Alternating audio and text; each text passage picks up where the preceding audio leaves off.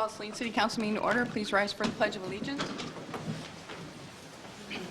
I pledge allegiance to the flag of the United States of America and to the republic for which it stands, one nation, under God, indivisible, with liberty and justice for all.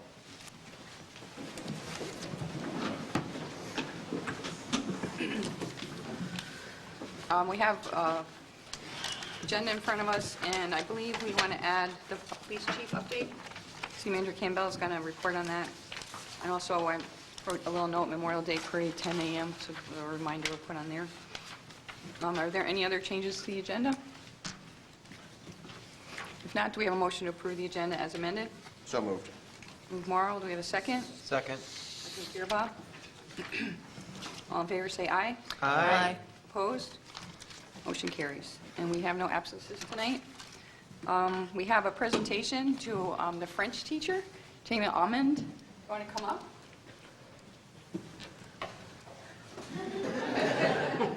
She's busted. Let me see. A microphone, maybe?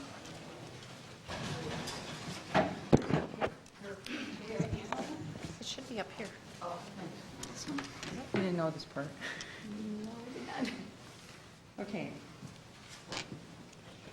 Hello? Hello? Hello? Okay, we're just going to have to use this. Hello? Hello? Hello? No, it's not on. Hello?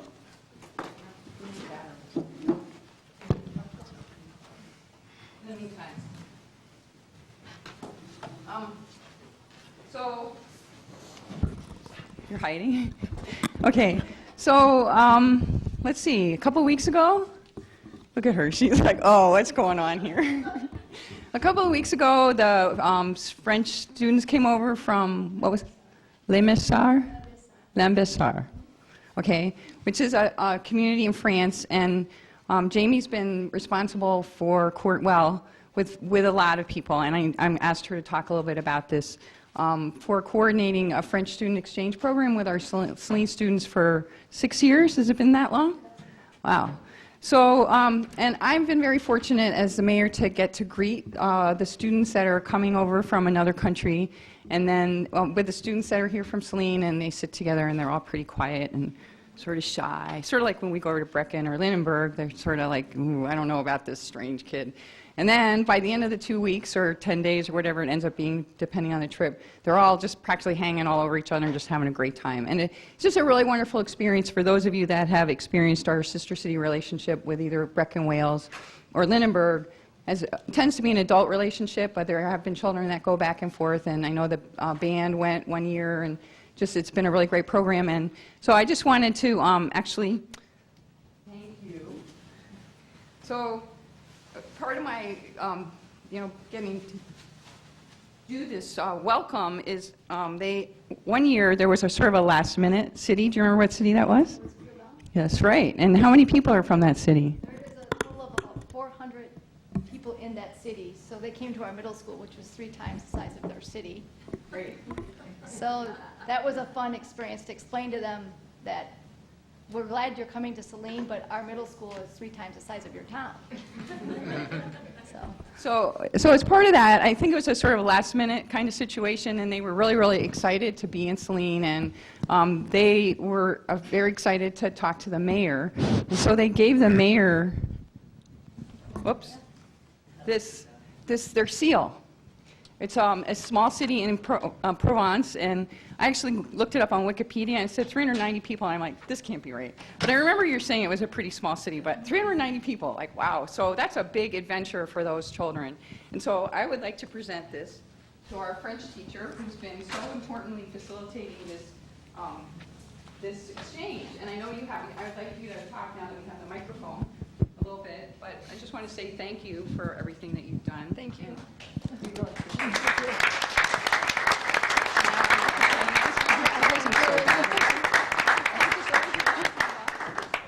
Should I face the counselor? I don't know, Tim? Oh, yeah. Oh, thank you. These 3 students went on the exchange as well, and Sarah's currently participating, so they can tell you more about the exchanges from their experience as well. So I'm surprised and shocked. I'm not used to being surprised and shocked. I'm used to shocking and surprising people, as my group back here can tell you. Let me set these here real quick. Thank you. Would you prefer I face the council or the, That way. Can you see her if she faces out to the audience? or do you need me to face? Yeah, face the audience. Okay. Well, I have a little speech, and I was told I had only 2 or 3 minutes, because as a teacher, I can fill any time you give me. So I wanted to start off with saying merci to the city of Saline for giving me the honor of talking about the Saline Middle School French Exchange Program. The program started in 2005 with Linda Deval, and she's very instrumental, so I do want to recognize Linda, who really helped me bring this program into Saline, and we couldn't have done it without her. Since 2005, we've had about 120 families who have participated in the Saline Exchange, French Exchange Program. And through this program, our students have an opportunity to a hands-on experience to the global society that they are part of. They get a chance to make friends in another country and to experience the culture by living in it for 2 or 3 weeks from a day-to-day life and not just a tourist stance. And we do the same thing for the French. When they come here, they get to see what it would be like if they lived in Saline every day. The city of Saline, the Saline businesses, the Saline families, and the Saline area schools have welcomed 6 different groups from France since 2005. We've had 2 groups from Paris, a group from Créteil, another from Toulouse, another from Quebec, and also this year from Lambersart. What I really like about this program and what makes it exceptional is the collaborative effort it takes for us as a community overall to make it successful. It takes the middle school students themselves being ambassadors for our city, our state, and our country, the Saline parents' willingness to open their homes and host and send their children as ambassadors on our behalf, the businesses in this community that support us through donations like Benny's Bakery, Bush's, Drowsy Parrot. I could take 10 minutes listing all the businesses. The business community in Saline is amazing. The schools, the Saline schools, from administrators, teachers, and support staff, from teachers who allow the French to come into their classroom, the bus garage who helps transport the French while they're here, the cafeteria staff who helps with the extra meals, the custodial staff who helps us organize and coordinate rooms. It just takes a community effort all the way around to do this program. The city of Saline, we thank you because you are the first that welcomes them officially. When we come into Saline, for those French to see those 4 flags hanging at the street corners, they feel instantly welcomed into this community. So I thank the city of Saline for every year taking the time to hang those flags when they're coming. I also want to take the time to thank the fire station, Officer Dave, and the police station, the city hall, for all the tours that they do with the French while they're here. They have a great experience. This is a unique and amazing international experience, and it's possible because of the efforts of so many standing in this room or back here in this room, from Barb Cornish, retired French teacher, to Linda, to the other French teachers, to the families. And so I just would like to say merci to the city of Saline for always supporting us and letting us to continue this opportunity for our students. So thank you. Merci mille fois.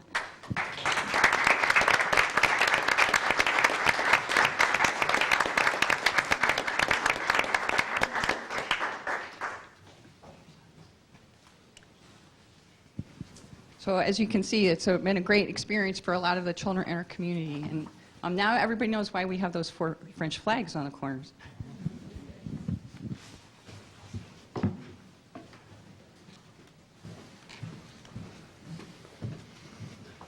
And the next presentation is going to be by Cindy Zupko, our Key Bank Downtown Cleanup.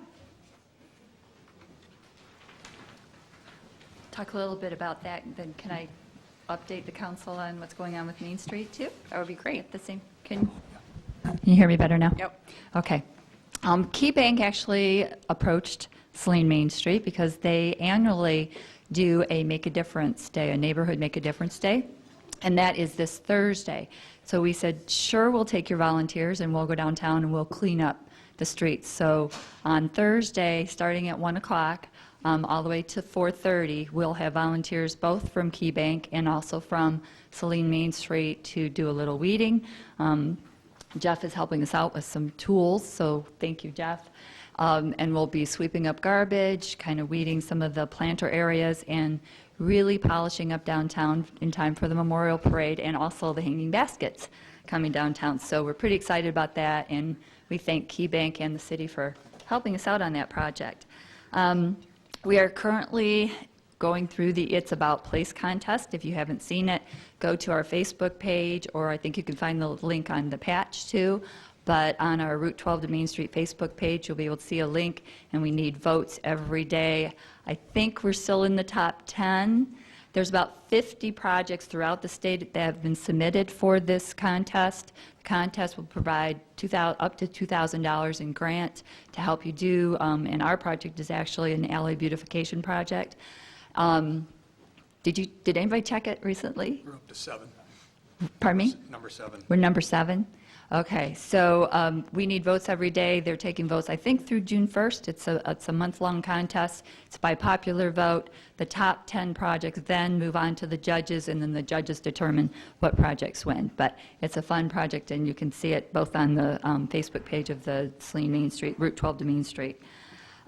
We have a new Main Street manager hired, and we're very excited about that. She will start June 1st. Her name is Kelly Idzikowski. She comes from the Old Town Main Street program, so she was trained by the best under the best. Old Town Main Street was one of the great American Main Street communities, which it means one of the best Main Street communities in the country. So we're pretty excited about Kelly joining us on the 1st.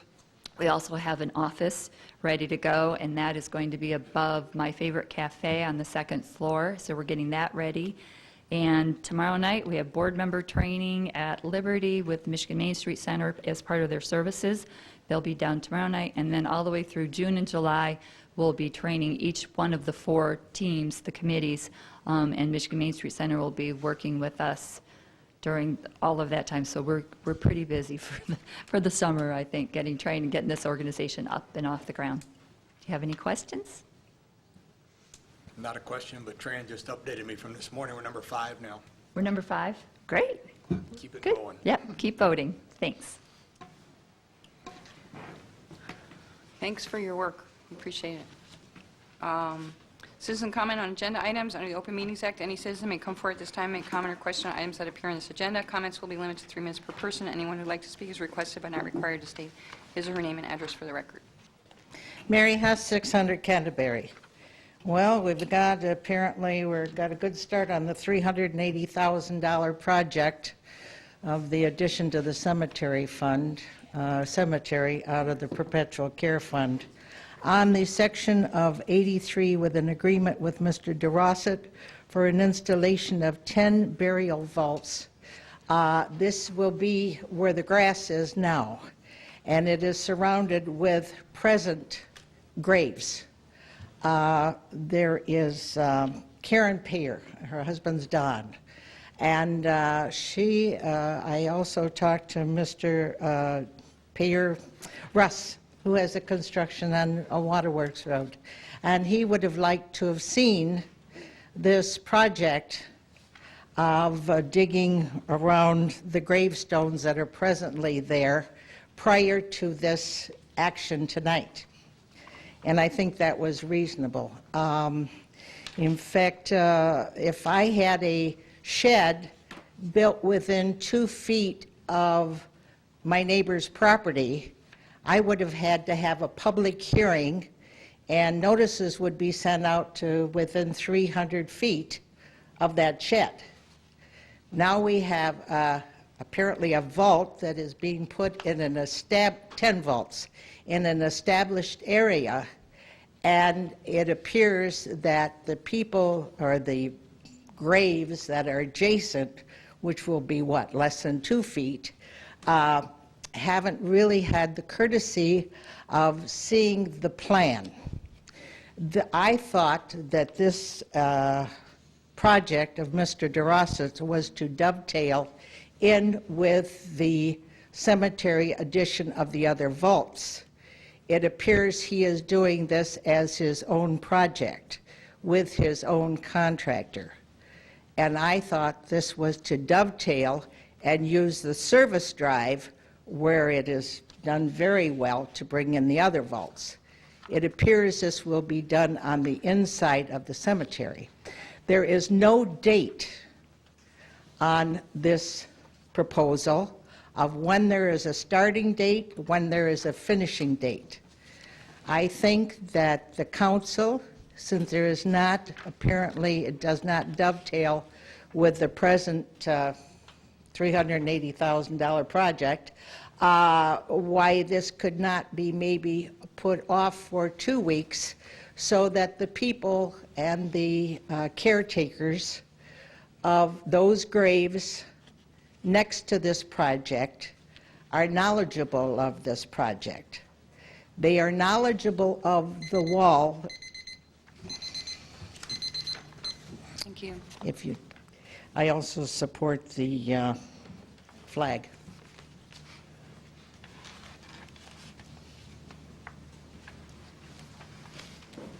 Is there any other citizen comments? Do you have comments? Or are you going to want to talk to an agenda item? Mr. Perot? Are you planning on speaking? This would be the time. If there's anything on the agenda, this would be the time to speak to it. Well, it's just the 3 minutes over, right? Go ahead. Right, this is the only time we take public comment, though. Can't do it under the new business that we're on the agenda? No, we don't take comment when we're deliberating. This would be the time. Thank you.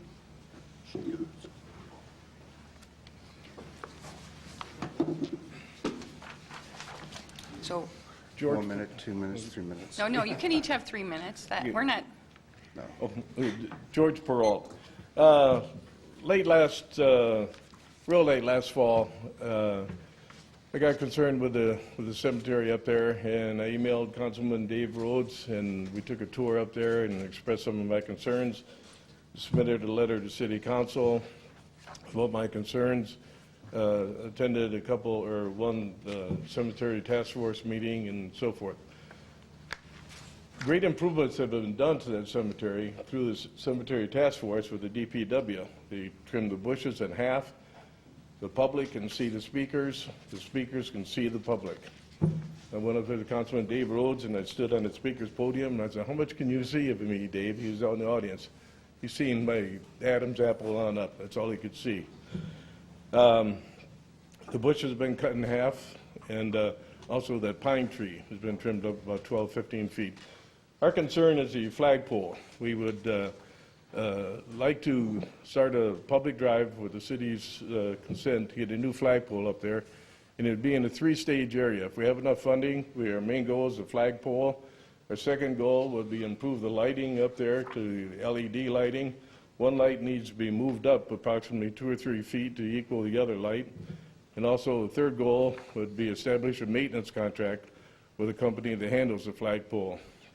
The flags are roughly $55 a piece because this would take a bigger flag. They furnish the flags all year long, and if one should wear out in between, 3 times a year they replace it. If it wears out in between, then they'll replace that one at no cost. So, and they also inspect the flagpole and so forth.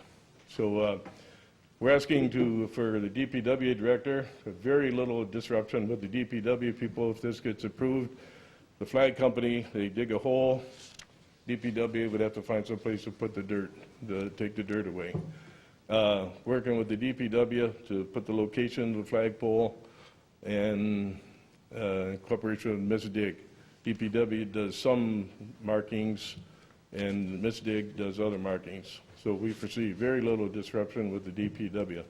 But mainly we're seeking permission to go forth with this campaign to get public funding to put the flagpole up there. The present flagpole, by the way, is 28 foot. We had an engineer measure it for us. It's 28 foot, so we have in mind a 30-foot flagpole. You done? Good. Your 3 minutes aren't up? Oh, Oh, no, they aren't. My name is Pete Belair. I'm at 213 Saline River Drive. And George came to me with this idea of having a new flagpole up there. And I know how much it means to this guy, so I'm right behind him.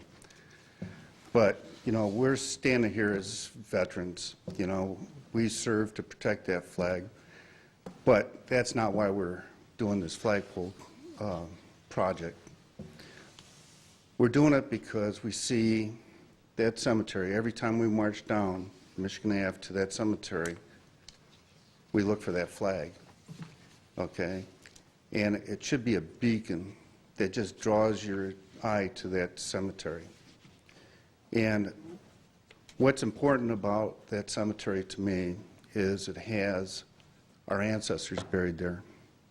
Not only the veterans in that cemetery, but all the ancestors that helped build this great community. And we need to pay a special homage to them. I mean, it may sound ridiculous that we're going after a flagpole, but it's the reason why we're doing it. George and I have committed that not a single dime from donors will be spent on expenses for mailing, for printing, and all this kind of stuff. All the money that we're going to get will be channeled to the Vietnam Veterans of America, and every penny will go towards that flagpole and any upgrades that we can afford to do. So I just want to let you know that this is a very important project for George and I, and I'm glad our fellow veteran here, Bob, came on to support us. Thank you for your time. Thank you. Bob Kwasinski, Saline resident over 25 years. I've been a member of several veterans organizations in Washtenaw County and the country. And I'm very proud. I'm a past officer of many of these organizations. And one of the things I'm most proud of is being a member of the Washtenaw County Veterans Volunteer Honor Guard. We average about 140 funerals a year. This next week we're on our 40th funeral, absolutely free of cost to the family. It's an honor for us to do this. And obviously one of the things that we absolutely just, we look at that flag, we present a flag, and it's really, Saline should have a flag flying proudly up there on top of this flagpole, assist in our duties. And thank you. Thank you. Thank you, gentlemen.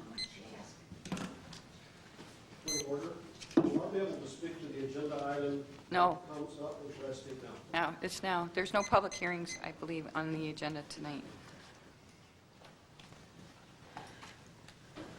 Thank you, Mayor and City Council. I'd like to thank Diane Hill and Gary Roble for working with me over the last 22 years. In 1990, I purchased Section 1 and 2 in Division, I think it was 52, for a family cemetery plot. Didn't need those plots for 15 years, and then my father passed away last year, and I was there when we did the burial. I noticed then that the soils were extremely heavy.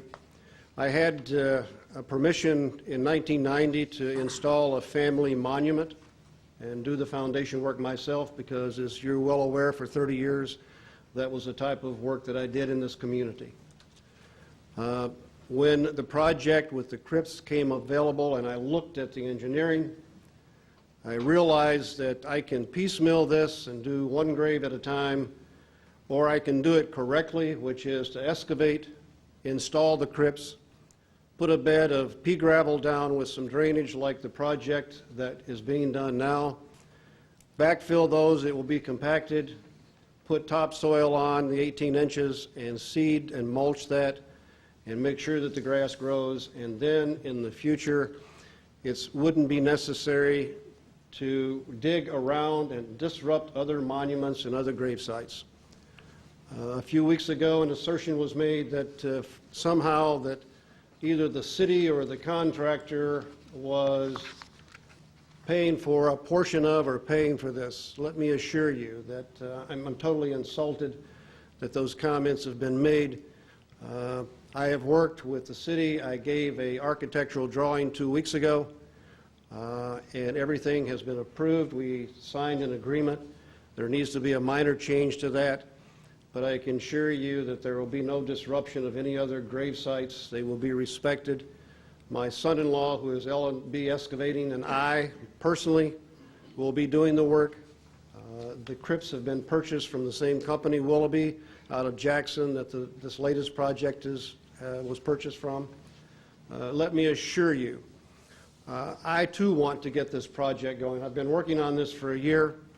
The monument was designed and ordered through a local business, Robinson Bond Miller Funeral Home. The monument is in Grand Rapids waiting to be delivered, and so I'm very anxious for this project to be started. I met with Gary Roble today, and he has suggested that I wait until the other project is completed.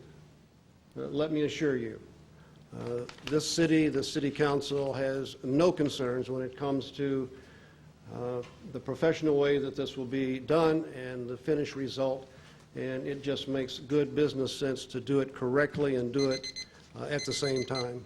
Thank you. Thank you.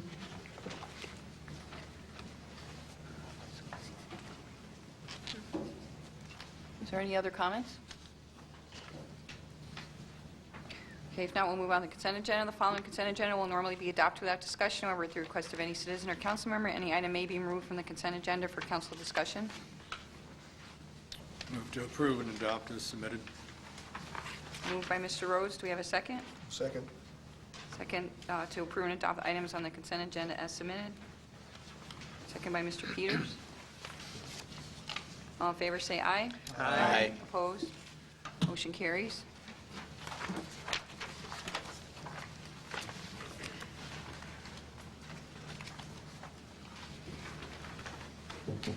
Under unfinished business, item 1215, this is a millage rate for the fiscal year 13 General Appropriations Act. This would be a motion to acknowledge receipt of the May 17, 2012 memo from Kathy Korfman, Administrative Finance Assistant, regarding consideration of millage for the fiscal year 13 General Appropriations Act, to direct staff to utilize the millage rate for fiscal year 2012-2013 of 15.53 mils, which is the same rate as fiscal year 2011 to 2012.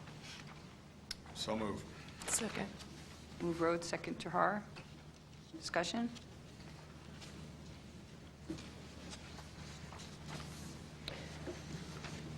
No discussion. All in favor, say aye. Aye. Opposed? Motion carries.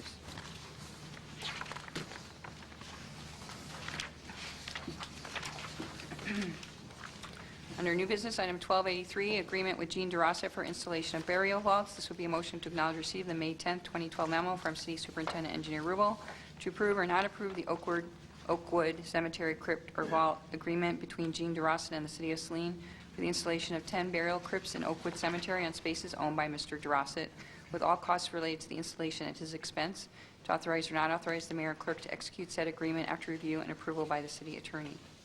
Move to approve and authorize. Second. Morrow, second Gearba. Discussion? Is Gary here? Mayor. Mr. Har. Just a comment on, I think there's something missing in the first sentence of the agreement.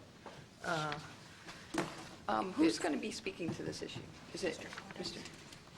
Myself and Mr. Fordyce.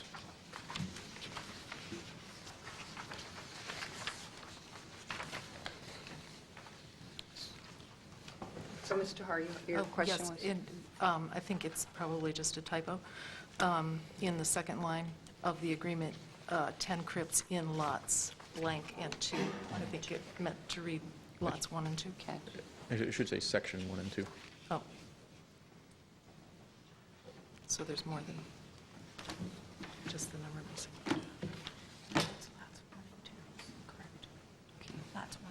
Lots 1. Yes. It says section, yeah. And then we need to correct the next one down. It says sections 1 and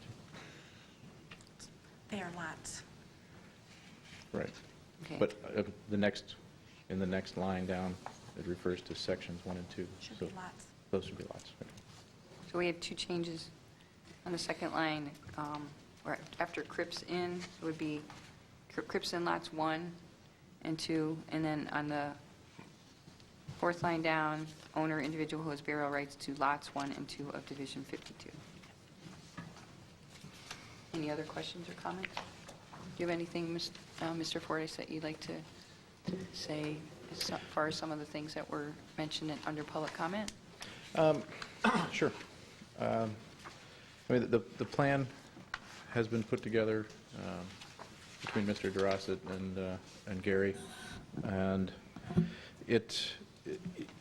in some ways it's different than the normal operating procedure, but it's also very similar. It's essentially the same process that any burial goes through, any full-size burial goes through, where there's an excavation, a vault is installed, and then, at the time the coffin is placed in there. So this is simply doing that vault step ahead of time and doing it for each of the plots that Mr. DeRosset owns.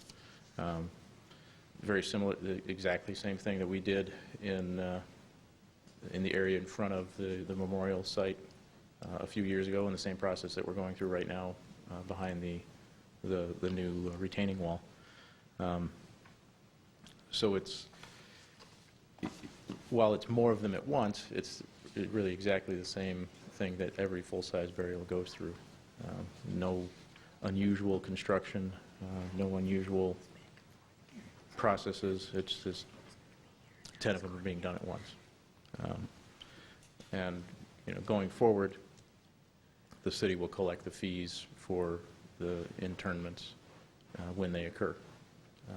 At this point, there's no expenses to the city. All the purchasing and installation of the crypts is being borne by Mr. DeRosset. And we've put together an agreement that has the same controls and insurance requirements that any kind of construction project that the city is done on city property, that we require those insurance requirements. There's a clause in there that no construction during any funeral proceedings. Again, standard procedure for activities in the cemetery. And then in the insurance line, in paragraph B, there was another small typo there, the second to last line. It should say "and" by naming the city as an endorsed additional insured rather than "or."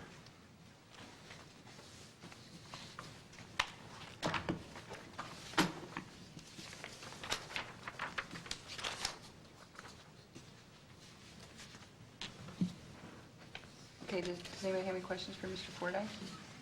Here, quick one. Mr. Gearba? You're not going to be, there's no different type of equipment, it'll be the standard equipment that we use when we dig up a grave anyways. I see that you're accessing the area from the service drive that is the circle anyway, so he'll be coming to it based off of the... Right, yeah, for this one, I assume it will be basically the same size backhoe that we use when we're in there. So it's just standard. I just want to make sure there wasn't going to be any bigger equipment than we normally would use. Right. So that's fine. And it's going to be done after the other work's done, correct? Right, yeah. There's a little bit of coordination in that this crypt installation requires drainage. So as we built our section, we just stubbed off a little drainage tile that will connect into this. Okay, any further questions? Mr. Roth? I was just wondering, is there any procedure that we follow for as notifying the people who, or families that have burials in existence, that we'd be working next to them? There's no common procedure for that? Legal requirement. And also, I was wondering that when Mr. DeRosset made a comment, he says there a minor change. I was wondering if anybody knows what that minor change may be to the contract. I believe that was the "and" for the endorsed. So it was in paragraph B under insurance, rather than "or," and the insurance that I provided named me, and I was told today that they'd like to have the city named on that policy. I called the insurance company, and they said it's a matter of making a change and identifying the project. Right. So Thank you. that was it. Yeah. Further discussion on the motion? Thank you, Mr. Fordyce. All in favor, say aye. Aye. Aye. Opposed? Motion carried.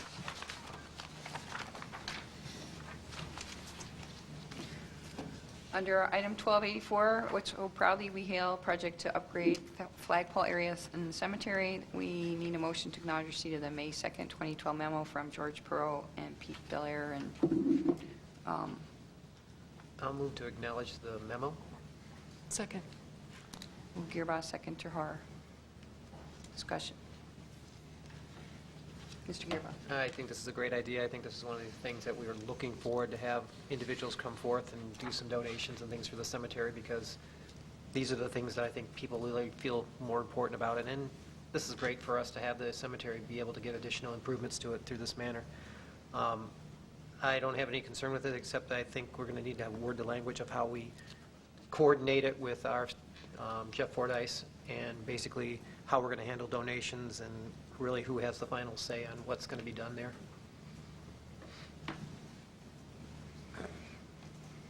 Further discussion? Mr. Morrow? Thank you, Mayor. As the chair of the Oakwood Cemetery Task Force, I feel compelled to comment. Like Mr. Gearbaugh, I support the initiative, and Mr. Perot knows that we've talked about the flagpole at I believe, both of our meetings. But I think there's nothing better that when citizens feel empowered to address a need and a concern in our community. So I'm all in favor of it, and wish you well, and congratulate you on identifying a need and doing something about it. So I think it's great. Mr. Rhodes? I also wanted to speak in support of this effort. This is exactly what we want. We want citizen-led initiatives to come forward and to improve our community. And I thank you, gentlemen, for doing that. And my understanding is that it would be their collection of funds and purchase of, and the city would not be involved with it at all. So I don't think we need to address that side of it. It's what they're doing. Because it's going to be on city property and a combination, there is something to do with donations, acknowledgement, potentially. Campbell, we would have to how do do you it. see this process moving forward? Thank you, Madam Mayor. Well, as far as the donations, I mean, if, and again, I echo the sentiments of the council. I think it's a great idea, and so I appreciate you all stepping forward.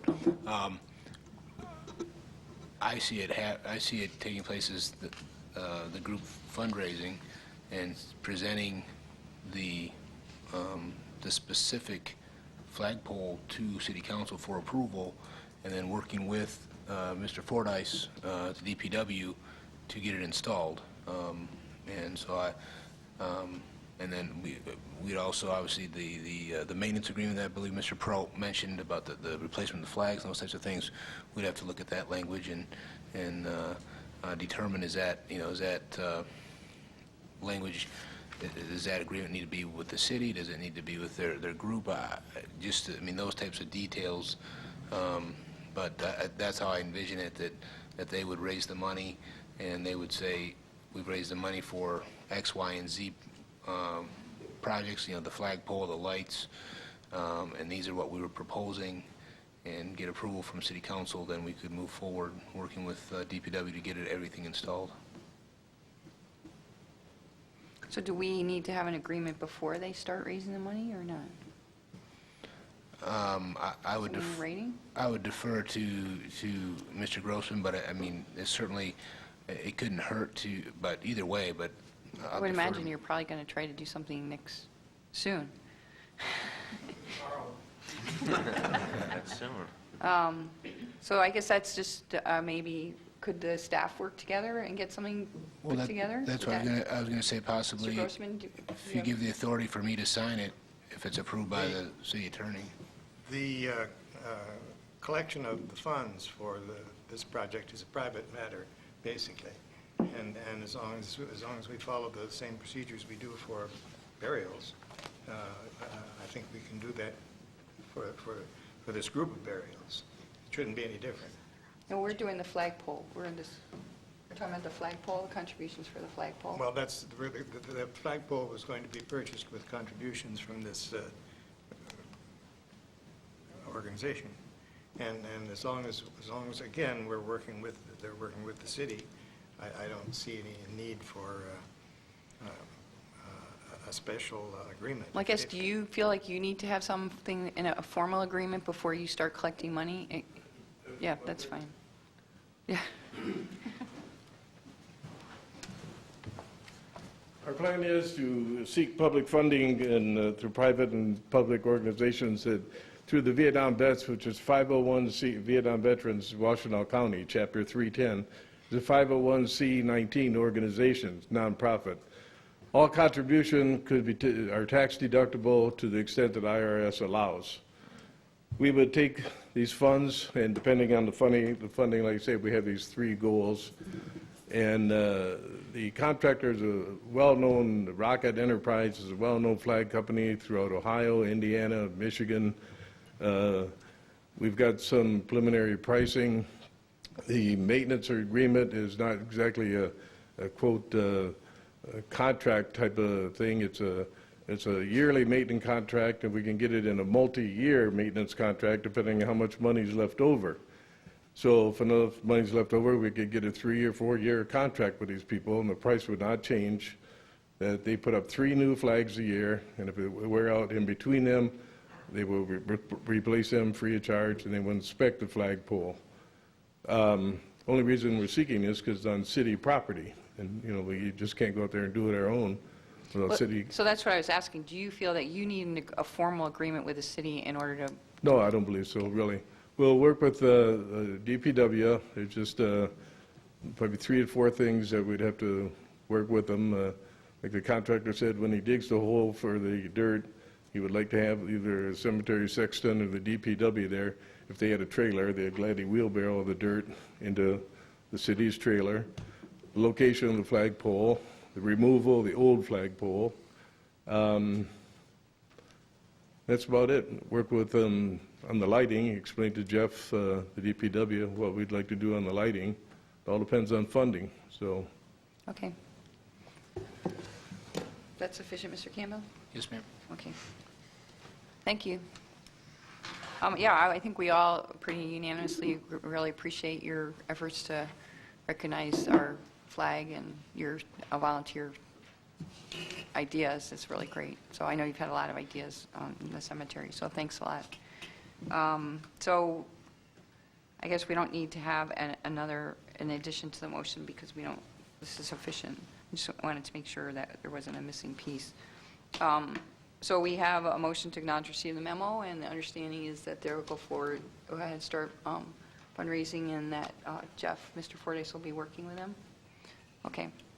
So all in favor of the motion to acknowledge receipt signify by saying aye. Aye. Aye. Opposed? Motion carries. Thank you again, gentlemen. Thank you. Item 1285, Mangiamo Italian Grill, outdoor cafe table seating, and request for a dance entertainment permit, which would be inside. This would be a motion to acknowledge receipt of the application for use of public right-of-way cafe tables from Peter Toromina for Mangiamo Italian Grill, located at 107 West Michigan Avenue, and the liquor license application for a dance entertainment permit to acknowledge receipt of the May 17, 2012 memo from City Clerk Hill, the May 15, 2012 memos from Interim Police Chief Mike Linneman, the May 16, 2012 memo from Building Inspector Taylor, the May 16, 2012 memo from Fire Chief Heft, and the May 16, 2012 memo from City Treasurer Bennett. Do we have Move a to motion? acknowledge receipt. Move Morrow. Do we have a second? Second. Second Roth. Discussion. No discussion? All in favor, say aye. Aye. Opposed? Motion carries. Under item A, this would be a motion to approve or not approve the use of the public sidewalk by Mangiamo Italian Grill, the 107 Group, at 107 West Michigan Avenue, Saline, Michigan, for the placement of 2 tables and chairs in the front of the ice cream shop, which is Area A, and the placement of 5 tables and chairs in front of the restaurant and bar, Area B, is shown on the map, subject to approval and issuance of a permit by MDOT for the tables and chairs on West Michigan Avenue. To authorize or not authorize the city clerk to execute the temporary license agreement with Mangiamo Italian Grill, or the 107 Group, and further, to notify MDOT that the City of Saline is in support of these sidewalk cafes and that the City of Saline accepts responsibility for enforcement. To approve and adopt or not adopt the local government approval resolution for the new outdoor service area, which would be Area B, recommending approval, with the city clerk to forward said resolution to the Michigan Liquor Control Commission. Move to approve, authorize, approve, and adopt. Second. Move Rhodes. Second Gearba. To approve, authorize, and approve and adopt.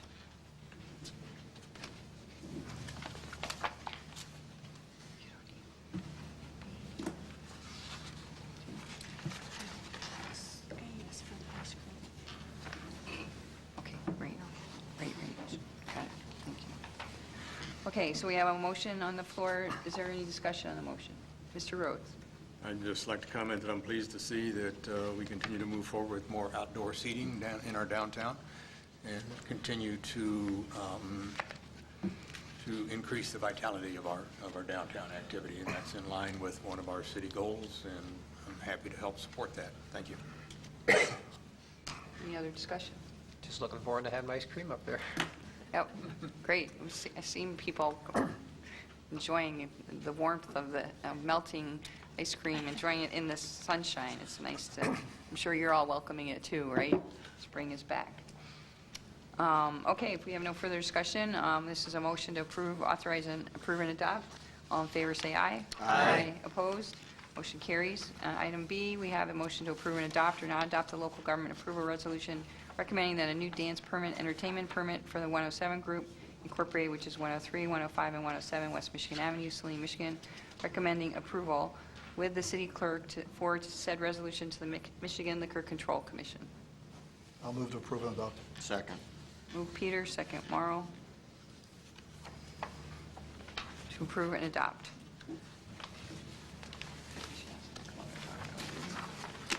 Would either of you like to come up and talk a little bit about what you're doing here? Peter, please. You're on TV. It's a great opportunity to promote what you're doing, by the way. He's being shy. My name is Pete Tormina. I live in the city.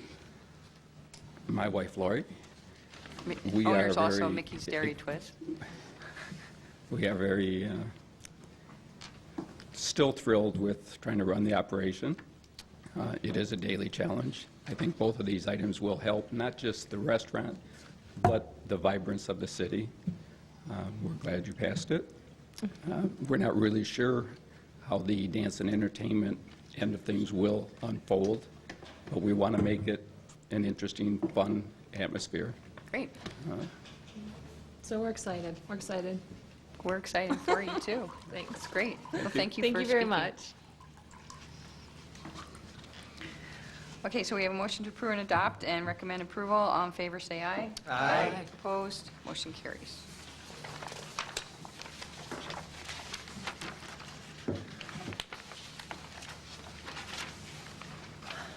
Okay, item 1286, this will be an amendment to Section 94-3 connection permit charges. This will be a motion to acknowledge receipt of the May 14, 2012 memo from City Superintendent Engineer Rubel to acknowledge receipt and first reading of ordinance number 740, an ordinance to amend Chapter 94, Utilities of the Saline City Code to provide for and regulate connection permit charges for water and sewer, to approve and adopt or not adopt said ordinance number 740 as submitted. Move to approve and adopt. Move Rhodes, do we have a second? I'll second for discussion. Are you standing in for Mr. Rubel or is Mr. Campbell?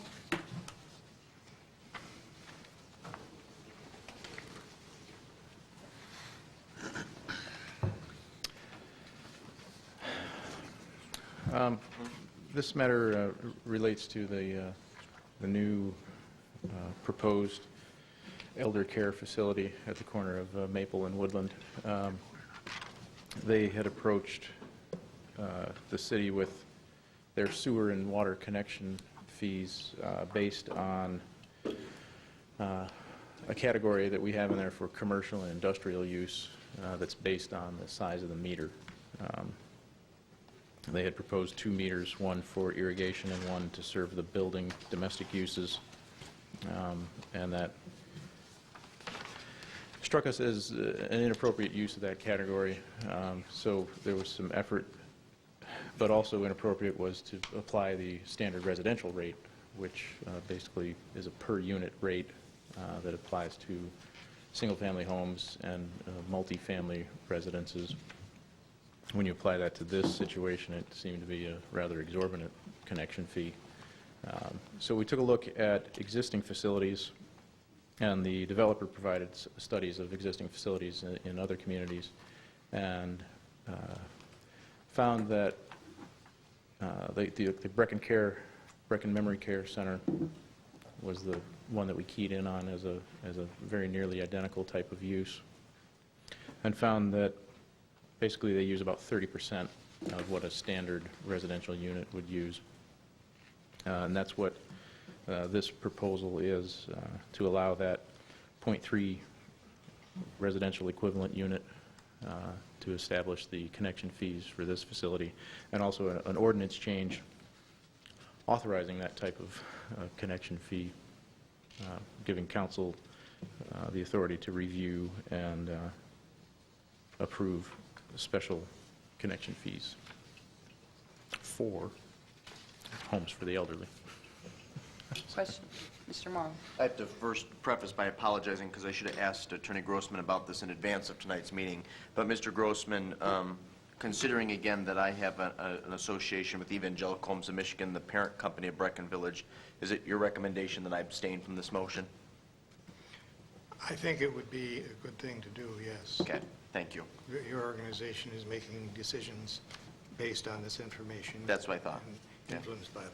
So just to state, I'll be abstaining from this motion and the subsequent motion as well. Okay, sir. Mr. Rhodes.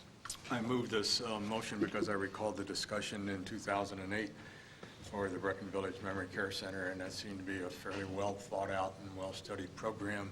And the end result of that was that we decided the 0.3 residential equivalent unit was the proper charge. So rather than look at each one of these as individual items when they can come up, it seems to me we should be consistent in how we apply our water usage charges for these kind of facilities. Further discussion?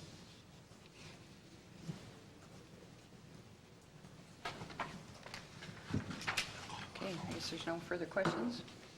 I would also agree with Mr. Rhodes. I think we need to be fair. So if there's any further discussion on the motion, we currently have a motion to approve and adopt. Mayor, just one real quick one. Looking at this one, and it talks about basically having these communal kitchens and laundry facilities and everything, and I'm reading through it.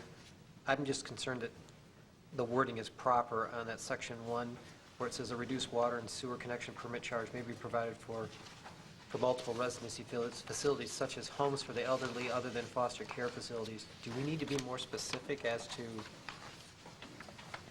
nurse? I mean, I'm not sure how the language was in the Oakland County one. Oh, we I'm not sure where this language came from. That's my question.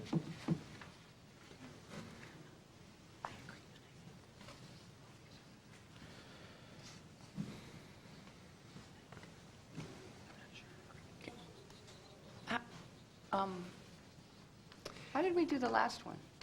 I thought I wasn't on council in 2008, so I Remember don't Mr. know that one. Flores? I'm drawing a blank.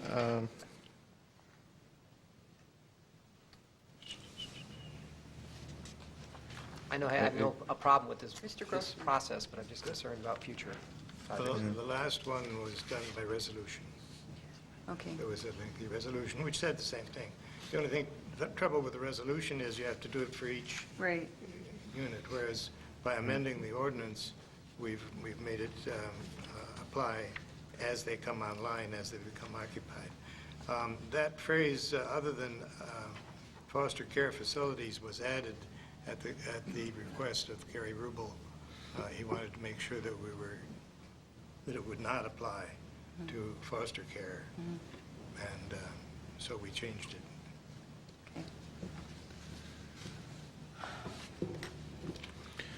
I think the wording of this is fairly open, but when it says can be shown to use less water and sewer by design and/or usage, that is kind of where the restriction is. So if there's a housing development for the elderly, but each unit is a bedroom, a kitchen, and a laundry facility, that's a residential unit. Okay. So that wouldn't qualify for a reduced connection fee. Yeah. But if it's something like this, where each unit is basically a bed and a dresser, then, you know, they don't have a kitchen, they don't have a laundry facility, a private laundry facility. You know, it's a dining hall environment, centralized laundry. You know, that type of installation is what this is geared towards, where there's less than a full residence per person. Right, and I just want to make sure that in the future, should something come forward like that, because potentially some assisted living facilities have a kitchenette type situation and a bathroom, but they may not have the laundry or something like that, so it starts getting a little wavy, and I just want to make sure that the way we got this written, that we're good for anything that comes in the future, because we know this is going to continue. Well, I think this gives us the flexibility to investigate and study different types Scenarios. of facilities and different scenarios. You know, this one matches up with the .3 quite well. Okay. If something came in, like you said, that was kind of halfway in between, you know, had bathroom, shower, and a kitchenette, you know, we could study that, look at the plumbing units, and say maybe that's a .5. Okay, thanks. Any other discussion on the motion? This is the motion for to approve and adopt the ordinance. There's no further discussion. All in favor say aye. Aye. Opposed? We have one Abstain. abstention. Thank you, Mr. Fordyce. Actually, maybe just stay for the second one. We have a motion to approve or not approve the use of an REU factor of .3 for determining the permit charge for the Reinders Assisted Living Project, which is Phase 1 for 57 units and Phase 2 for 53 units. Move to approve. I support. Rhodes, second. Roth, to approve. Any questions, comments? All in favor to approve, say aye. Aye. Opposed? Motion carries. Thank you, Mr. Fordyce. One abstention. Item 1287, this is the MERS Hybrid Plan, Benefit Program H, to acknowledge, this is a motion to acknowledge receipt of the May 14, 2012 memo from City Manager Campbell to approve and adopt or not adopt the MERS Restated Uniform Hybrid Program, Benefit Program H resolution as submitted for all full-time staff and non-union, non-staff employees hired on or after May 22, 2012. And to authorize or not authorize the City Manager to execute the adoption agreement and/or any documents required to implement this plan with MERS.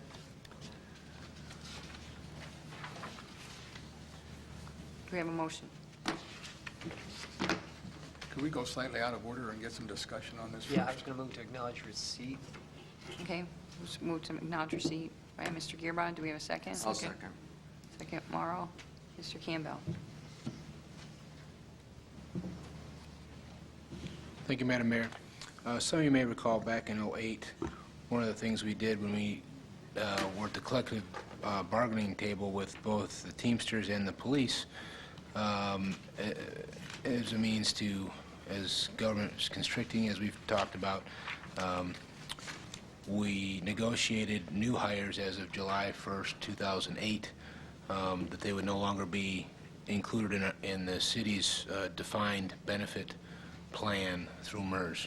So now they're a defined contribution, which is much more sustainable than the defined benefit. And the intent, some of you may recall, was to do that across the board. However, we're not funded at a high enough percentage to close all the divisions, because how that happens is we closed the Teamsters defined benefit division for just all hires at that point back from July 1st, or actually June 30th, 2008. So many new hires are on the defined contribution, and did the same for police. While that was the intent to try and do that for everybody, for non-union as well, we couldn't close all of our divisions, like I said, because we were not funded enough. Our pension for the city of Saline is not fully funded. So while one of the things, you know, we haven't been, unfortunately, we haven't been hiring very much recently. We're unfortunately shedding positions through attrition and whatnot. However, we will be hiring a police chief in the near future. And so my recommendation is how can we still provide a solid benefit, but something different than the more expensive defined benefit. Well, the hybrid plan is a combination, again, through MERS, through it's part defined benefit and part defined contribution. And it is less expensive. It has a lesser multiplier, and we're proposing a 1.5% multiplier, and relative to current non-union, well, everybody but police. Police has a 2.5% pension multiplier. Everybody else has a 2.25 percent multiplier. So this would be much less than the 2.25, so there's a savings there. They will have an opportunity to contribute their own dollars. Believe in this as 0 to 10% that way. But once they do designate, if they designate something other than 0, they can never be reduced. So while they would be working, they would have to contribute that percentage if they chose the extra percentage. The defined benefit portion would be the responsibility of the employer, of the city, and that's at we gave the specifications to MERS to give us an estimate, and that would be about just under 9% as opposed to right now for general admin where this position that the police chief would fall under defined benefit is 12 plus 9%. The extra 9% is the catch-up because we are underfunded. So much less is expensive than the full-blown defined benefit plan. So that's what we're proposing to be able to offer that as a pension benefit to a new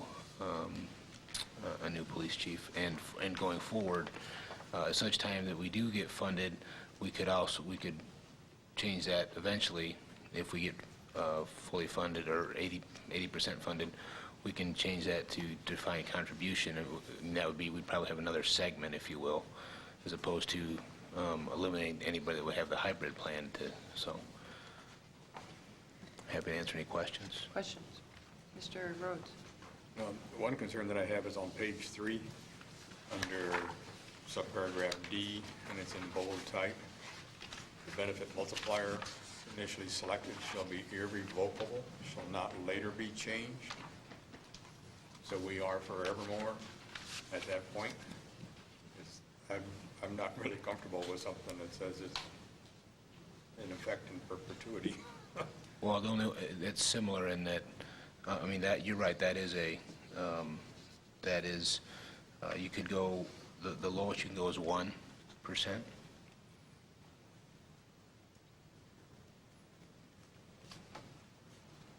It's 1.25, 1.5, and 1.75. And the anticipated, it's going to depend on the new hires, but what is the dollar savings to the city by going to this plan? Yeah, staff kind of roughed it out because they don't figure it based on that. They figure it based on the employee group, but just based on the difference in percentages based on the proposed salary, somewhere around $11,000 a year. And that's at the 1.5? That's correct, compared to if they were to go defined benefit. Well, since this is for new hires only, I'd be more comfortable going with a lower one rather than selecting the highest possible one that we have under this plan. Well, it's not, just for clarification, you could go up to 1.75. This was just a ballpark competitive type of thing, but yeah, that absolutely. I was just looking at the 3 boxes, the 3 choices that I have there, and we've indicated the highest percentage.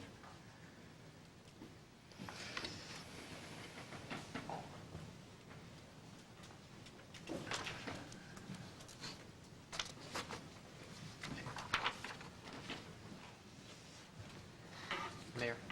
Yes, sorry, Mr. Uribe. What is happening in other cities where they're starting to face this issue about changing from their different defined benefit plans and such? I mean, are they actually eliminating? I thought they were eliminating the defined benefit plan altogether. Well, the only way that we can get rid of the defined benefit plan, get it through MERS. Even with a new hire? We can't? Right, you can't close the division. The only way you can close that division is, if we want to close all our divisions, we'd have to be minimum 80% funded, because you could do a lesser. You could, but because we're not at 80%, we're mid-70s. If we were at 80%, we could just go to a defined contribution for all new hires across the board. But because we're not, we can't. And they look at us as one employer, so we can't make separate agreements for after a certain date? That's correct. Okay. Because I was thinking how we'd handle some of the increases on the inflationary things that different employees based on different hire dates didn't have to receive an increase and such. As long as this is an attempt to try and get towards more of a lesser Correct. cost and eventually close out the plan, I think this is a good approach then. Just a question on the vesting and such. What are we right now? It's automatic, it's full vesting? 6 years. 6 years, still the same, so no change in that. Right, right. But this would be, instead of 55, is 60, age 60. Okay. Was there some talk in the state about like doing a revolving loan fund or something to help pay down the? Yeah, You talked about that? Have you heard anything more about that? No, I have not. But I believe Miller Canfield is working with somebody with the legislature to draft some legislation to allow communities to bond, if you will, to pay off that debt. Oakland County did that a couple of years ago, but they actually went out. I mean, obviously, they're a huge organization compared to us. But they actually, I believe, if I understand correctly, they actually went on the international bond market and sold their bonds to do just that, to pay down their legacy costs. What about the state? You know, they used to have a revolving water, we had low interest rate on a revolving loan fund for when we did our wells and stuff for water improvements, and they weren't talking about something like that? I'll have to check with the league. There's currently no law that allows communities to do that. No, but it's not, at one point, weren't they talking about it? Did I miss? No, Miller Canfield, they've told us that they're working on some language. But that's for individual governments, not like a fund that you could contribute, you know. Right, that I've not heard. And then you pay back into, and other communities can use it. Right, that I've not heard. Okay. I thought I had heard that. Yeah, I don't know why. Yeah, I'll look into it, but, I mean, obviously that, I thought it was something that was talked about, but I don't think they've done anything. But, you know, they're trying to get us to move towards, you know, different benefits, but part of the problem is, you know, we don't have the workforce that contributes into the fund anymore, because we've had to, you know, either lay off or attrition to so many people that it's really, it's making it even more complicated as time goes on, so. If I might also add, reference the pension factor for Mr. Rhodes. Part of the rationale, too, was, so you may recall, in the EVIP, the Economic Vitality Incentive Program, the third phase, if you will, used to, because it was just recently changed to not mandate that, but it used to, the employee compensation piece to qualify for the final third of EVIP dollars initially required a plan. You didn't have to put it in place, but just say that we were considering implementing somewhere down the road. And one of those items was to reduce the current employee pension factor to a maximum 1.5. And I think it was a little bit higher than that if you didn't qualify for Social Security, for instance. There are a handful that don't, especially in law enforcement. But here, everybody, so it'd be 1.5, but they've since removed that, because that was going to be a state mandate that at some point down the road, we were going to have to reduce that multiplier from 2.25 to 1.5 for non-police, and for police from 2.5 to 1.5. But again, like I said, that mandate has gone away currently. Mr. Rose? And two other questions. One is, how short are we to reach the 80%? What's the dollar gap between what we've paid in and what the 80% requires? And the second question is there a time period by which we need to adopt this hybrid plan, or just before we hire somebody? Well, I would say that, yes, I mean, we need to adopt it before we hire somebody for the police chief position. That's why we just put it in as of effective tomorrow, for instance. But to answer your first question, we went to them, asked them for that number. They gave it to us initially. Then they said, well, hold it, that's incorrect. So they submitted some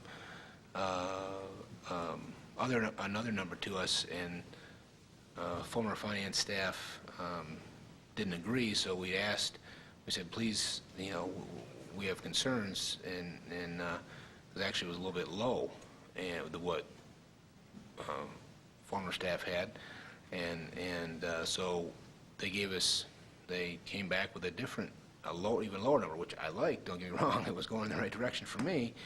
But so I will have to apologize because it's been a good couple weeks, maybe going on 3 weeks, so I will contact them because when I brought that to their attention, they said, well, we'll have to contact the actuarial that determined that and get back to you, and they have not. So I will get that number because I do not have it, and I hesitate to throw that out if it's the last number they provided, if it's wrong. But we're mid-70-ish because we did make that large back in 2011 supplemental payment of the $660,000. That was a little more than that. I mean, that was general fund and another $160,000 from the utilities as well. So that certainly did help a lot.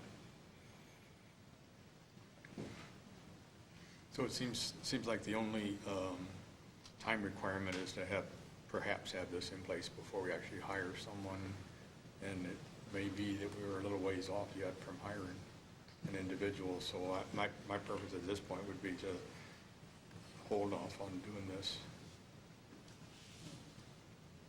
That's my preference. Well, I guess my question would be what would change between now and that? Well, maybe we would find out how much we had to pay off and find out we're close enough to it that we could do it, and then we could have a defined benefit, or defined contribution rather, and not have to mess with a hybrid program.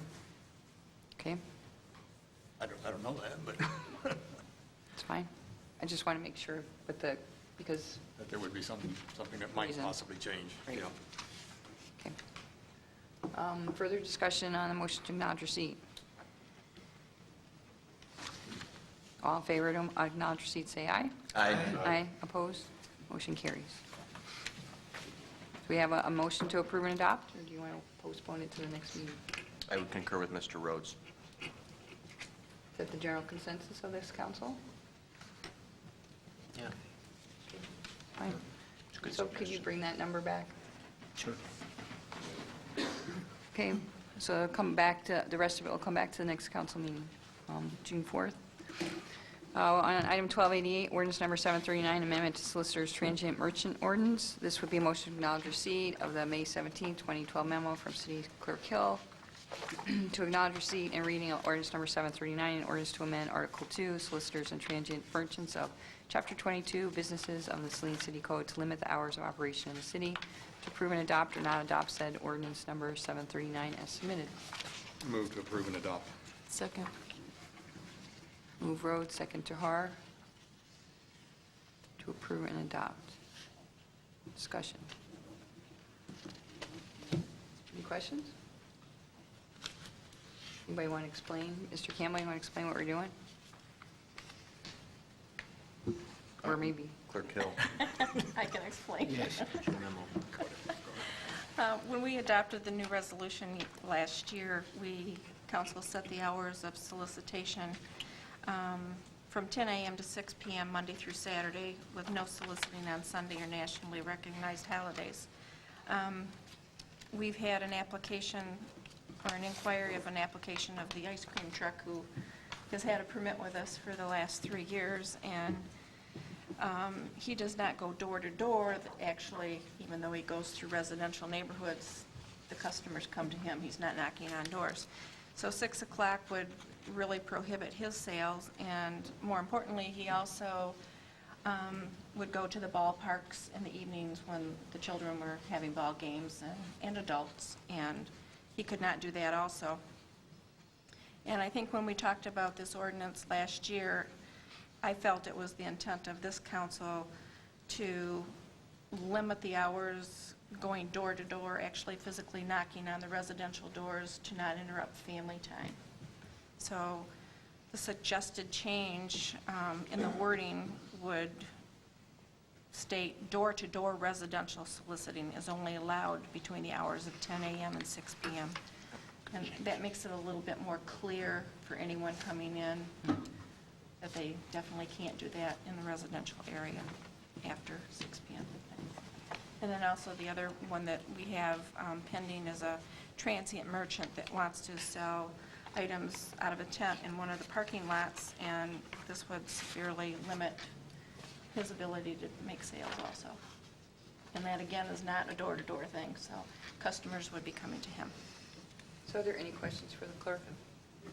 And wasn't there a change from 30 days to the 45-day issue you had with one individual, the leasing, Oh, that concern? well, yeah, that was in there, the month-to-month lease. That was one of the things that Mr. Rhodes had put in the original ordinance, and we didn't want to prohibit those that had a month-to-month lease in a standard building. And by saying what was in the original ordinance, if the gentleman who wants to come in, my interpretation of it is he would not need to have the permit, because he does have a lease for the 30 days, so. So it was suggested that we made that change also. Okay, any other discussion on the motion?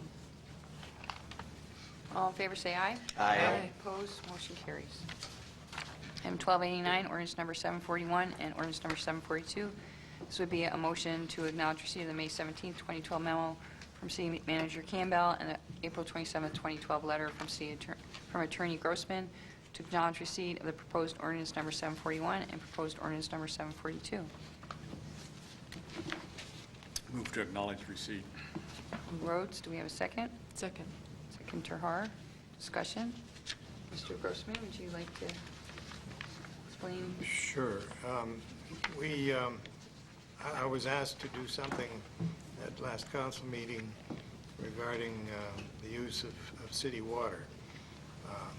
City water, or water that's generated in the city, is now used not only for, of course, consumer, citizen use, but it's used for construction to a limited extent. Contractors, when they put in basements or things that need concrete, they use water to work with concrete. They take that water from the hydrant. I believe there's one hydrant at the fire station that they can buy that water from. Gary could tell you. No, Gary's not. No. Well, anyway, the thing that they also do, the people who buy city water, is they buy truckloads of it, we found, and truckload it out into the townships, so that Lodi and York and Saline and so forth can in effect use city water. We had two concerns, two major concerns here. One, we felt the need to protect our aquifer, and we felt that although we don't know the exact volume of our aquifer, actually any use in addition to that of the city would increase the use and decrease the amount left. The other issue here is we wanted to make sure, I'm sure you've all heard of the word fracking, and in fact, I think Time Magazine or Newsweek Magazine had an article on it recently. And we were concerned, we wanted to make sure that we had as much protection as we could have against anything that would pollute the air, water, or any other natural resource in the city. So we did this, or I proposed to do this with two ordinances. One of them is the Michigan Compiled Laws 123.141, which grants authority to the municipality to contract with cities, villages, townships, or authorities for the sale of water. And the other is MCL 123.142, which grants authority to contract with persons. Proposed ordinance 741 prohibits in all zoning districts uses which pollute, impair, or destroy the air, water, soils, or other natural resources within the city by exercising the zoning authority of the city. Now, the zoning authority is something that is very solid in legal interpretation. There's no question but what we have authority through zoning to decide what's going to be built and constructed on our land. And that gave us an opening here to pass, or to propose to pass the ordinance 141, which is the first prong that we're using. We're saying the first prong to protect our aquifer is to prohibit all uses in the city limits which pollute, impair, or destroy the air, water, soils, or other natural resources. It says that those are prohibited in all zoning districts, which means if somebody applied for a permit for use of city water taken from, for use in the city and taken outside the city, they'd be prohibited by that ordinance. The other one, section, or ordinance 742,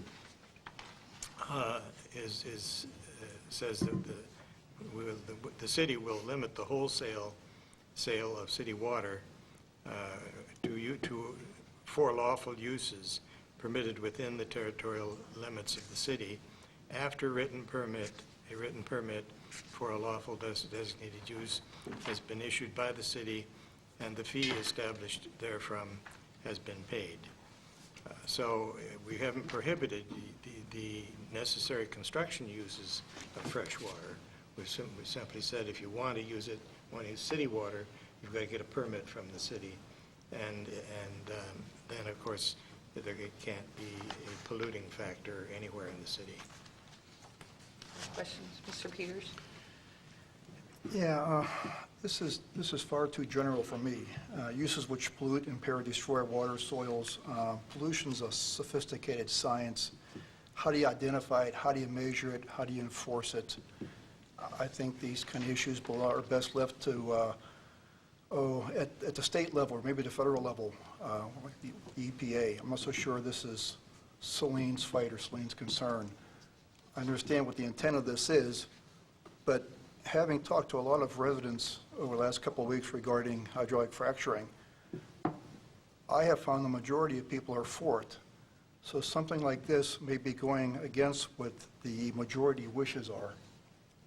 It may be satisfying one group but discriminating against another group. And to me, if you're a legitimate, licensed contractor engaged in legal work, then the city should do business with you. Otherwise, it's a slippery slope if we start to choose who we agree with and who we don't agree with what they do with the water. So, again, just these are very broad statements to pollute, polluting, impairing, destroying. That could be anything. There's no numbers associated here. There's no parts per million, or how would we quantify this? How do you identify this? So I just have a problem with this addition. Further discussion? Mr. Rhodes? I have two concerns. The first one is with proposed ordinance number 741, the same area that was just mentioned under prohibited uses. If we wash our cars and the water goes into the storm drains, we're polluting. If we put fertilizer on our lawns, we're polluting. When businesses apply for tax abatements, oftentimes even in the normal business, there's oftentimes some contaminants that get into the sewer system. I have the same kind of concerns. I don't see how we could decide how to enforce this and under what standards to use. I think it opens us up to a lot of difficulties. Ordinance number 742, section 94-126, proposed ordinance number 742, section 94-126, that prohibits the wholesale sale of city water outside of the territorial limits. There may well be some time when we may want to sell water to someone outside of the city if we have excess capacity and we're looking to generate more revenue from the system that we have. So I have that concern about that one, saying we can't do it at all no matter what. Mr. Morrow? Well, my comments are basically the same as my my fine colleagues, Mr. Peters and Mr. Rhodes. I would think that regardless as to where an individual stands on the issue of trying to prohibit pollution and fracking in our community, or whether they are adamantly opposed to that notion, we should all be able to agree that the language in proposed ordinance 741 regarding pollution that destroys air and impairs the quality of our water and soil is pathetically weak. And to me, you know, like Mr. Peters said, it's impossible to quantify and to measure. And then, like Mr. Rhodes, I'm concerned also about proposed ordinance 742 because I don't think we have adequately explored the potential ramifications to endorsing and adopting a resolution of this nature. So I understand that we're just acknowledging receipt of these ordinances this evening, but I do have some pretty serious concerns. Further discussion? I personally am fine with banning selling water outside the city limits. We don't do that much, but we did it before. If we wanted to start doing it again, we would get rid of our ordinance. So I would be in favor of that. So, but I know we're just acknowledging receipt. Is there any further discussion? Mr. Campbell, do you have any comments? Well, just as a reminder too, however the city council wants to, if they want to maintain or eliminate it, but there is a current moratorium on city policy to sell water, wholesale water. Is there further discussion? Okay, right now we have a motion to acknowledge receipt. All in favor, say aye. Aye. Opposed? Motion carried. For discussion, we have commission and committee reports. Mr. Bierbach. Just want to share with you that we had our final meeting for the Youth Council, and we're looking forward to next year. We've got 4 individuals that will be returning, and we've already named the new board. And there are positions that are open, and if individuals are interested or other students, please apply through our city website.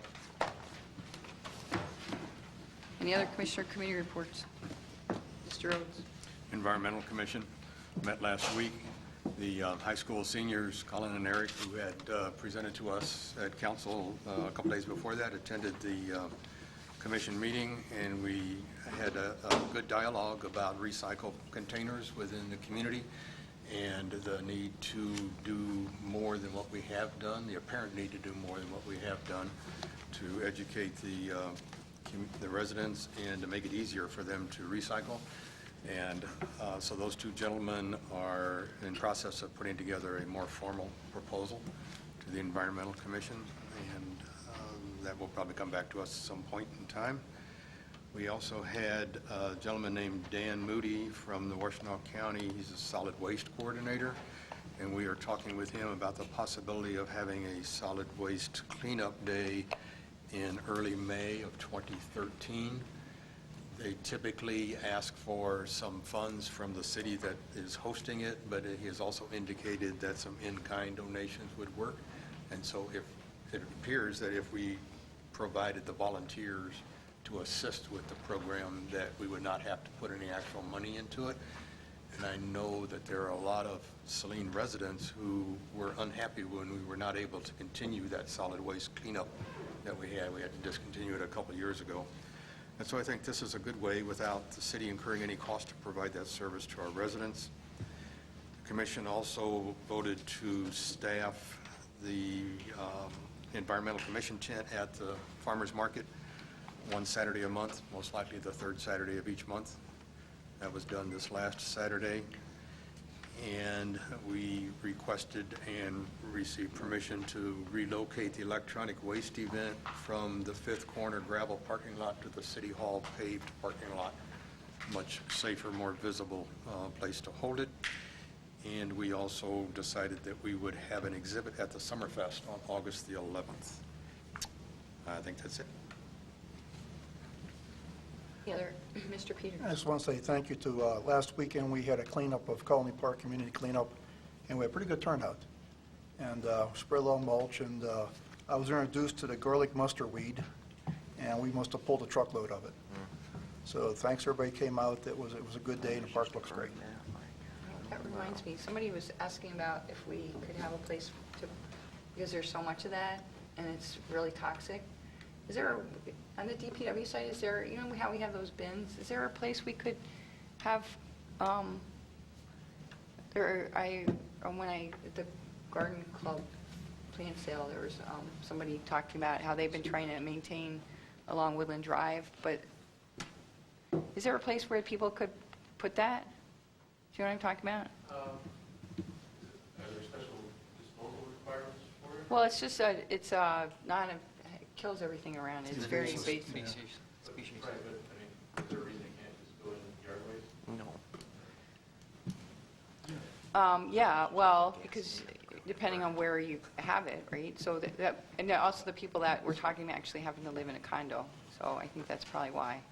But Currently, all the bins are in use. I mean, there is a possibility we could free up some space for kind of centralized collection like that. maybe just like a spring collection or something.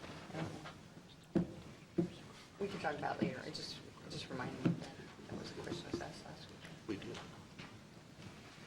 Madam Mayor, staff can have some discussions and then bring it back if that's what you'd like. Like a compost pile, so Yeah. yeah. Reports and other announcements? You just put Memorial Day under there, Monday, 10 a.m., right? You said the parade starts at 10. And Mr. Campbell, you wanted to update the police chief? Thank you, Madam Mayor. The hiring committee has interviewed 5 semifinalists this past week. You may recall, originally the hiring committee narrowed it down to 6 semifinalists for face-to-face interviews with the hopes of recommending the final 2 or 3 to the whole city council to be interviewed. One of the folks had to withdraw because they didn't believe they didn't think they would be able to comply with the timeline. We may recall we had put the timeline of hopefully to have a new chief starting July 1st, and that was still the hope. However, we have had a current person that's still in the process that timeline won't work.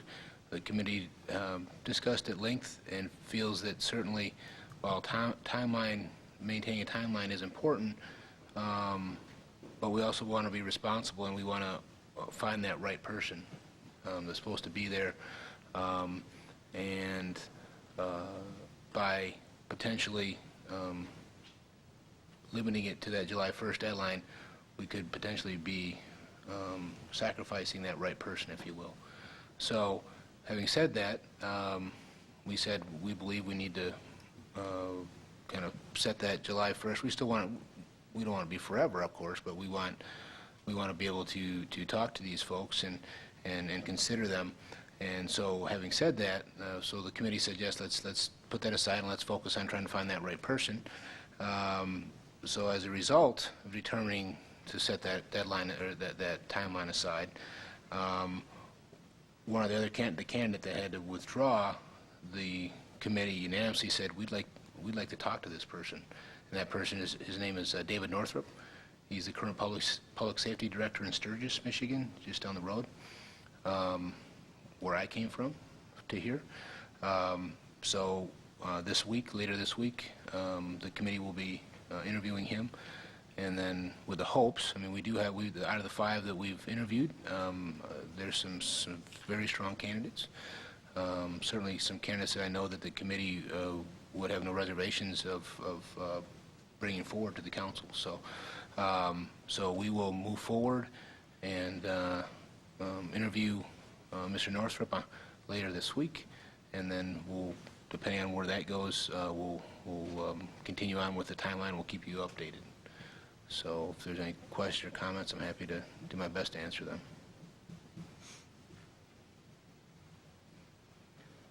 Okay, I don't see any. You have a question, Mr. Rhodes? Not a question, but something else to bring up. Okay. When you're ready. Okay, go ahead. Okay. I was made aware last week of a city requirement which I believe could use some review and possible adjustment, and that has to do with the site plan reviews. there's a requirement, and this is for this particular case that I became aware of, has to do with our library. They wish to place a 120 square foot storage building next to their dumpster enclosure. And to do that, they have to pay a $350 site plan review and go through the entire process. Involves staff time, involves planning commission time for a $300 storage building. That's not the real dollar amount, but I'm trying to make a point here that it's a item that does not even require a building permit. Anything under 200 square feet of separate storage facility doesn't require a building permit. And so I would like to refer this back to the Planning Commission and see if they could perhaps change that requirement so that either it didn't need any review at all, or it could be an administrative review by Mr. Rogel or whoever holds that position, and at a much lower fee than $350. Just tag on to that, I received a complaint from somebody regarding storage, like a storage type building on a commercial property that is probably the same issue, that they really should have a site plan approval for this. So the reverse. It's the reverse. So there is an issue out there, but I'm kind of concerned with this one because I think this is an issue. It's in a major commercial setting and everything too, so I'm not sure where that stands yet either, but this would probably fall under CBS. We have that iPod storage unit sitting out there in their parking lot. So it could be that an administrative approval requirement by the city superintendent could address both of those issues. Okay, are there any other reports or announcements? If not, the Open Meetings Act, any citizen may come forward at this time, make comment or question to the city council. This public comment period will be limited to 3 minutes per person. Anyone who would like to speak is requested but not required to state his or her name and address for the record.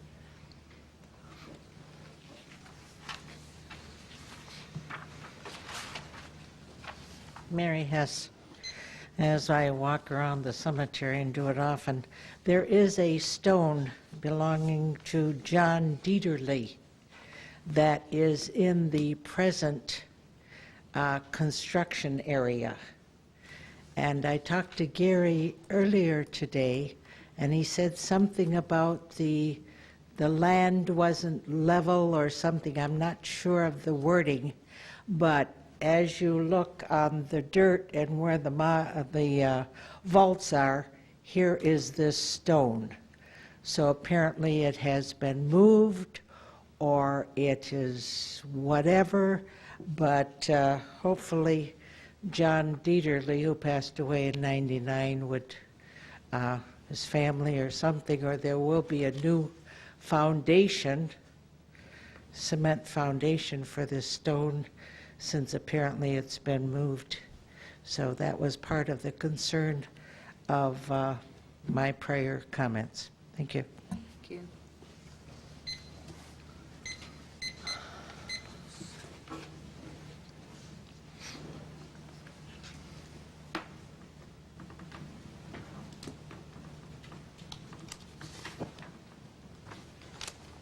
Mary LaRonas, 373 West Bennett. I had these reports ready to hand out at the last meeting, but it went past my bedtime, so we'll hand them out tonight.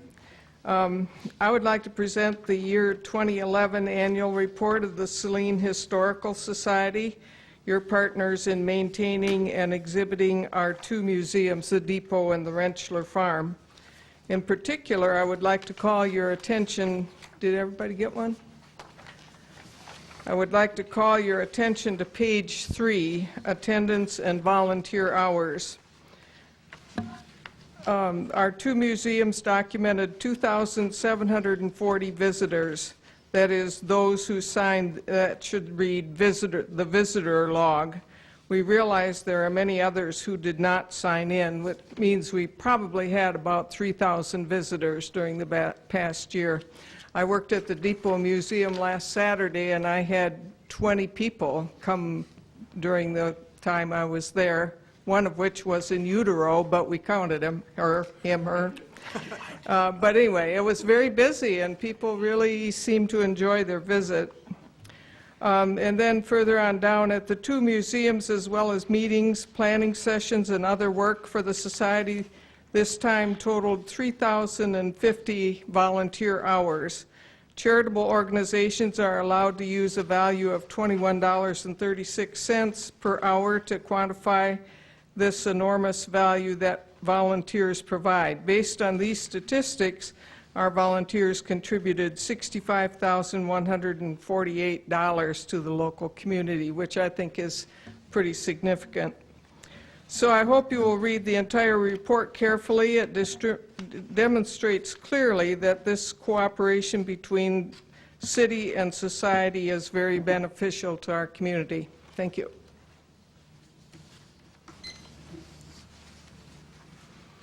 Is there any other citizen comments? If not, our next meeting is June 4th. I believe we will have just a regular meeting at 7:30 p.m. And we need a motion to adjourn at 9:12. So moved. Second? Move Morrow, second Gearba. All in favor, say aye. Aye. Opposed? Motion carries.